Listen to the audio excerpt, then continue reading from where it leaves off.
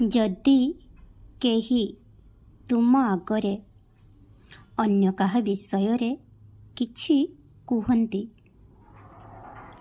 ତେବେ ତାହା ଶୁଣିବା ପରେ ତୁମେ ସେହି ତୃତୀୟ ବ୍ୟକ୍ତିଙ୍କ ବିଷୟରେ ନିଜର ରାୟ ବା କୌଣସି ମତାମତ ତିଆରି କର ନାହିଁ।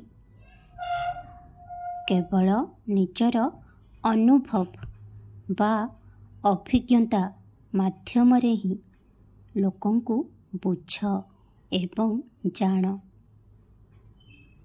ଏହି ଦୁନିଆରେ କିଛି ଲୋକ ଏମିତି ଅଛନ୍ତି ଯେଉଁମାନେ ଅନ୍ୟମାନଙ୍କ ପ୍ରତି ଈର୍ଷା କରନ୍ତି ଏବଂ ସେମାନଙ୍କର ସେହି ଭାବନା ହେତୁ ସେମାନେ ତୁମକୁ ଅନ୍ୟମାନଙ୍କ ବିଷୟରେ ଭୁଲ ମତାମତ ବା ଚର୍ଚ୍ଚା କରିଥାନ୍ତି। ସେଥିପାଇଁ ମୁଁ କହୁଛି ଯେ କେବଳ ନିଜ ଅନୁଭବରୁ ଲୋକମାନଙ୍କୁ ବୁଝିବା ପାଇଁ ଚେଷ୍ଟା କର।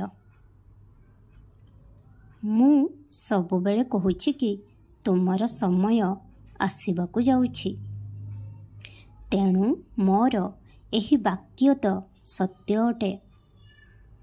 କିନ୍ତୁ ତୁମେ ନିରନ୍ତର ନିଜର ପ୍ରୟାସ ସହିତ ସେହି ଆଗାମୀ ସମୟ ପାଇଁ ନିଜକୁ ପ୍ରସ୍ତୁତ କରିବାକୁ ପଡ଼ିବ ଏବଂ ନିଜକୁ ସକ୍ଷମ ବନେଇବାକୁ ପଡ଼ିବ।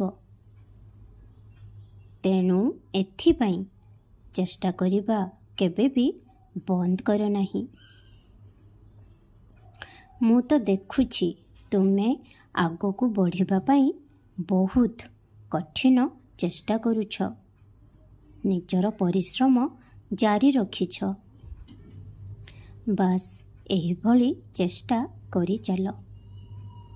ଯେତେବେଳେ ସଠିକ୍ ସମୟ ଆସିବ, ତୁମ ଜୀବନର କାହାଣୀ ବଦଳିଯିବ।